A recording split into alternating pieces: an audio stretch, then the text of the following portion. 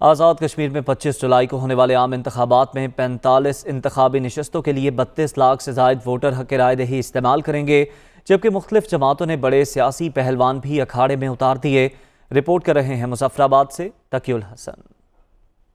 آزاد کشمیر میں 25 جولائی کے عام انتخابات کی بازی مارنے کے لیے میدان سج چکا ہے۔ تحریک انصاف، مسلم لیگ نواز، پیپلز پارٹی اور جماعت اسلامی سمیت دیگر جماعتوں کے امیدواران سیاسی حریفوں کو چت کرنے کے لیے زور آزمائی کر رہے ہیں۔ قانون ساز اسمبلی کی 45 نشستوں کے لیے 32,20,546 کشمیری مہاجرین مقیم پاکستان اور آزاد کشمیر کے شہری خفیہ رائے دہی کے ذریعے 742 امیدواران میں سے نمائندگان کا انتخاب کریں گے۔ ریاستی انتخابات میں متعدد اہم سیاسی شخصیات بھی اپنا زور دکھائیں گی۔ وزیر اعظم آزاد کشمیر لیپا اور چکار، پی ٹی آئی کے صدر و سابق وزیر اعظم بیرسٹر سلطان محمود میرپور، رہنما تحریک انصاف تنویر الیاس باغ، آل جموں کشمیر مسلم کانفرنس کے صدر و سابق وزیر اعظم سردار عتیق باغ کے حلقہ دیر کوٹ، سابق صدر و وزیر اعظم سردار یعقوب راولہ کوٹ، جبکہ پیپلز پارٹی کے صدر چودھری لطیف اکبر مظفر آباد کے حلقہ کھاوڑہ میں بطور امیدوار انتخابات کا حصہ ہوں گے۔ آئندہ 5 سالوں کے لیے اپوزیشن لیڈر چودھری یاسین پیپلز پارٹی کے ٹکٹ پر کوٹلی کے 2 حلقوں سے، اسپیکر قانون ساز اسمبلی شاہ غلام قادر نیلم کے حلقہ شاردہ اور سینئر وزیر چودھری طارق فاروق بھمبر سے سیاسی قسمت آزمائی کریں گے۔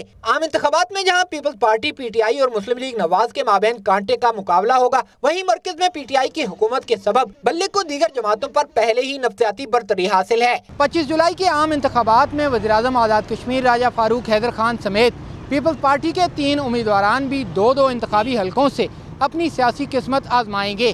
کیمرہ مین محمد نوید کے ساتھ تقی الحسن، دنیا نیوز، مظفر آباد۔